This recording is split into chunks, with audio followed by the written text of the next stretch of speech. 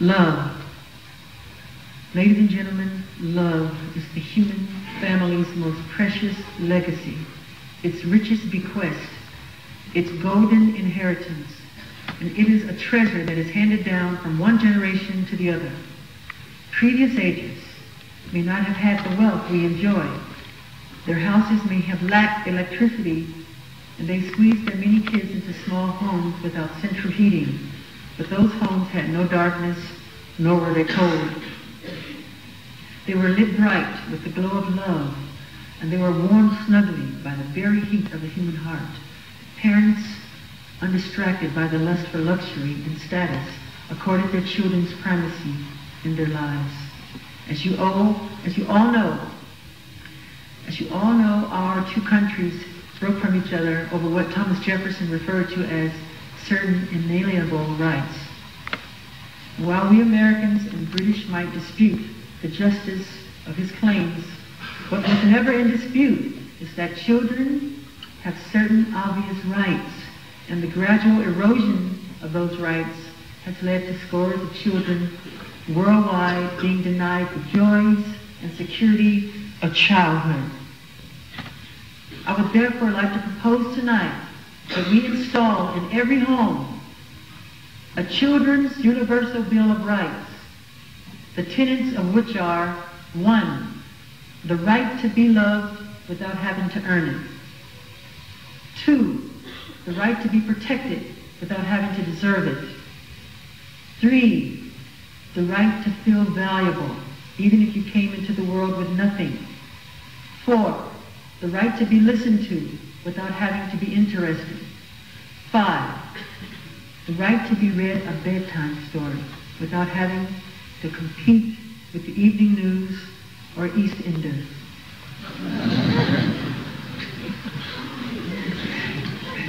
The right, number 6, the right to an education without having to dodge bullets at schools. The right to be thought of, this is number 7. 7, the right to be thought of as adorable, even if you have a face that only a mother could love. Friends, the foundation of all human knowledge, the beginning of human consciousness, must be that each and every one of us is an object of love. Before you know it, before you know if you have red hair or brown, before you know if you are black or white, before you know of what religion you are a part of, you have to know that you are loved. About 12 years ago, when I was just about to start my bad tour, a little boy came with his parents to visit me at my California home. He was dying of cancer, and he told me how much he loved me and my music. His parents told me that he wasn't going to live, that any day he could just go. And I said to him, look, I'm going to be coming to your hometown in Kansas to start my tour in 3 months. I want you to come to the show. I'm going to give you this jacket that I wore in one of my videos. His eyes lit up. He said, you're going to give me the jacket? I said, yes, I'm going to give you the jacket. But you have to promise me that you will wear it to the show. I was trying to make him hold on. I said, when you come to the show, I want to see you in this jacket and in this glove. And I gave him one of my rhinestone gloves, which I never give to anyone. And he was just in heaven. But maybe he was too close to heaven, because when I came to his town, he had already died.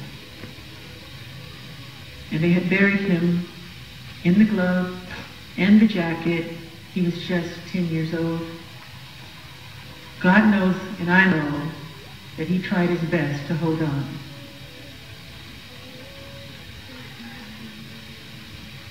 But at least when he died, he knew that he was loved not only by his parents, but even by me. As a near stranger, I also loved him. In which all of that love, with all of that love, he knew that he didn't come into this world alone, and he certainly didn't leave it alone. If you enter this world knowing you are loved, and you leave this world knowing the same, then everything that happens in between can be dealt with. A professor may degrade you, but you will not feel degraded. A boss may crush you, but you will not be crushed. A corporate gladiator might vanquish you, but you will still triumph.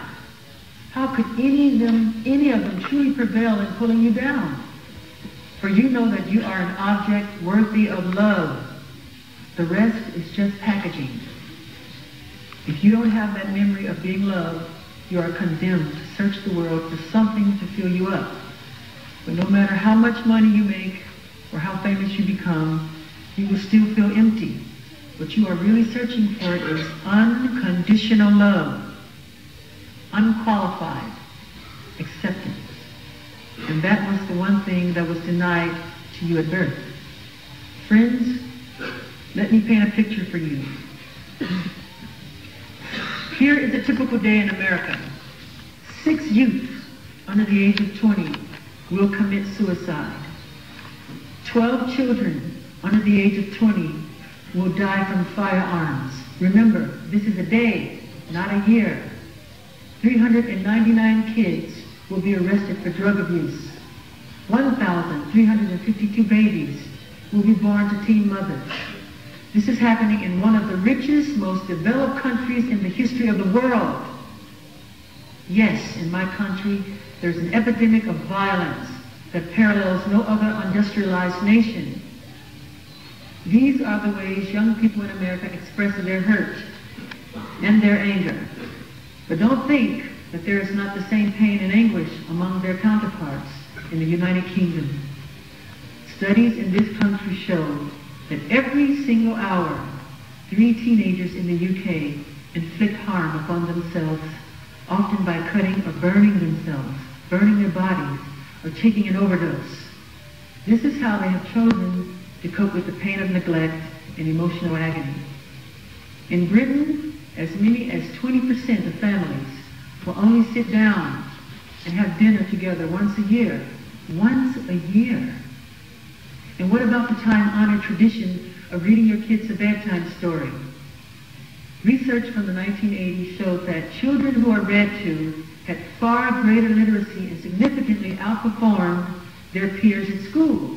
And yet, less than 33% of British children ages 2 to 8 have a regular bedtime story read to them. You may not think much of that until you take into account that 75% of their parents did have that bedtime story when they were that age.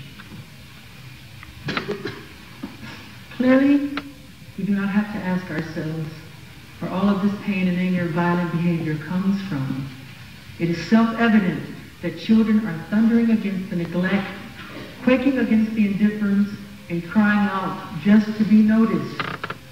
The various child protection agencies in the U.S. say that millions of children are victims of maltreatment in the form of neglect in the average year. Yes, neglect. In rich homes, privileged homes, wired to the hilt with every electronic gadget. Homes where parents come home, but they're not really home because their heads are still at the office. And their kids, well, their kids just make you with whatever emotional crumbs they get. And you don't just get much from watching a lot of television and computer games and videos. These hard code numbers, which for me wrench the soul and shake the spirit, should indicate to you why I've developed so much of my time and resources into making our new Heal the Kids initiative a colossal success. Our goal is simple: to recreate the parent-child bond, to renew its promise, and light the way forward for all the beautiful children who are destined one day to walk this earth. But since this is my first public lecture, and you have so warmly welcomed me into your hearts, I feel that I want to tell you more. We each have our own story, and in that sense, statistics can become personal.